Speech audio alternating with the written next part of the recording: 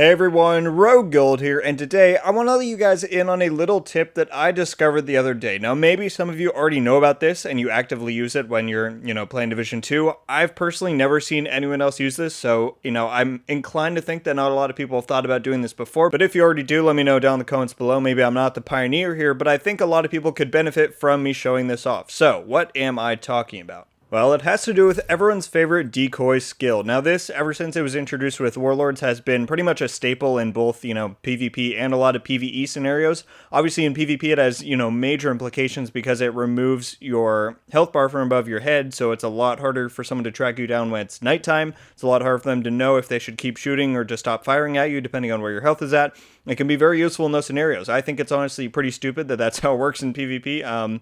If you feel differently, I'm sorry, but that's just how I feel about it. But this is going to make the decoy 10 times better in PvP. And is it something that I necessarily want to see a lot of people use? No, I don't really want to see a lot of people using this strat. But at the same time, this stuff's in the game, and it's just going to keep getting added. Division 2 PvP is kind of a lost cause in my mind, so might as well have fun with it while we can. So what this is going to do is allow your decoy to have a ton more uptime than it currently does, because like you can see right now on my, tier 3 build, tier 3 skill tiers, I have a 31-second duration on this decoy. Now with this strat, your decoy is going to go up to almost a 5-minute duration. That's right, and it's pretty crazy, and it can work for your entire team. So let's get into how it's done. Now how this is achievable is through the Artificer Hive, and I've always liked this thing. I think it's cool that have an option to buff up your existing skills, but what I didn't really realize, or what I didn't necessarily take note of before, is that in the description it, specifically states that it refreshes the duration of your skills. Now that's pretty major. That can mean you can do it on things like the decoy or the defender drone. There's a lot of options here that I hadn't really considered before because I just hadn't really taken note of that thing. I'd always paid attention to the, buff amount of 40% there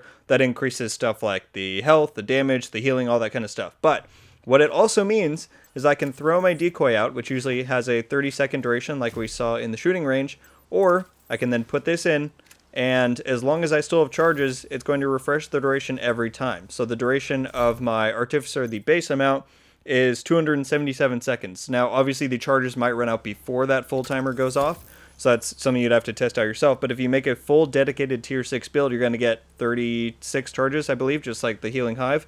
And so 36 charges of this thing for your one decoy is going to last quite a long time. Now what you can also do is use this with your teammates. So say you have one person who's going to run a dedicated tier 6 build for, as many charges as possible on the Artificer. Now all three of your teammates, even yourself included, could run a decoy in the dark zone. You could throw the Artificer in one spot and everyone throws their decoys in as well, and it's going to charge up all of their durations every however many seconds the buff goes out. So that you could, potentially throw your decoy into a corner. The four of you could throw it into some corner that no one ever goes to, or on top of a truck or somewhere that you couldn't get to.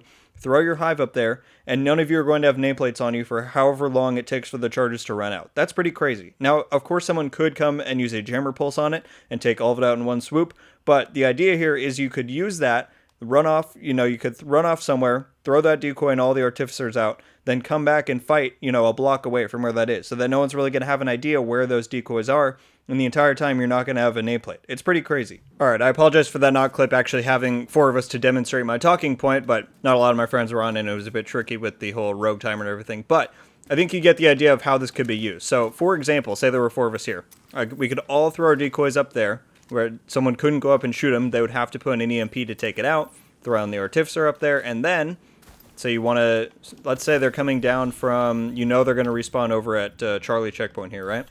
So you can come all the way down here, and while your decoy and Artificer is up there, everyone's is up there, you're not going to have a nameplate on you. You can fight them the entire time down here, and they will never be able to see your health or anything like that. Now there is something to keep in mind. It does have a range. You can see on my bar that it's flashing red. That means I'm getting in the danger zone of those being destroyed automatically. But if I come right here, that's the limit of the range, is about, I don't know how the distance of that, but you can see from that little rooftop to right here.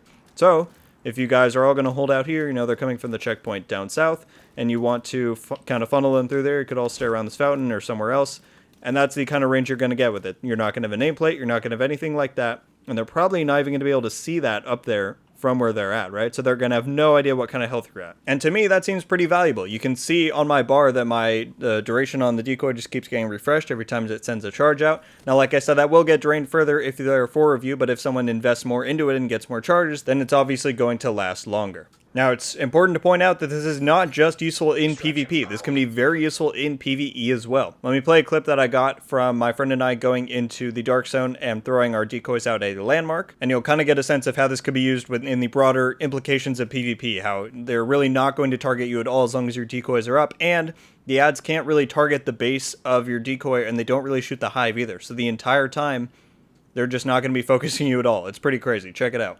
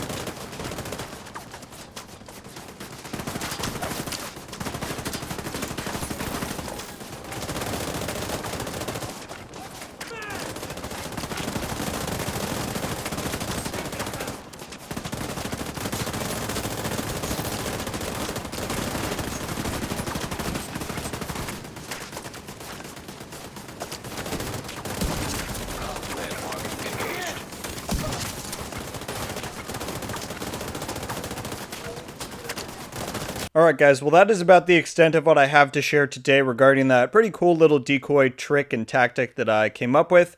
Again, some of you may already know that, and maybe you've used it before. Like I said, I've never seen anyone use it, so I don't know how widely known it is, or, if anyone has ever really tried it out in PvP before, but I think it could be really useful and could be used in some really unique scenarios to give an edge for your team when you're in those really intense fights. Or, like I demonstrate in PvE, have some really, good tactics to use in even legendaries. I think that could be really useful in some of those wider areas in, like, Roosevelt Island or something, to have everyone throw their decoy out, throw an Artificer, and then get some easy snipes off if the ads can't, destroy or disable the hive or the base of the decoy. It could be really useful. So I hope you guys enjoyed. Thank you so much for watching. Leave a like if you enjoyed this video, and be sure to subscribe with notifications on so you can be updated every time I upload. If you do end up trying this out, then definitely let me know in the comments how it works out for you, if you think it's really useful or maybe not as much as one might think. Or like I said, if you already have used it and you have some experience on it, then let me know what your thoughts are on it down below. And yeah, thanks everyone. Have a great day, and until the next one guys, RogueGold out.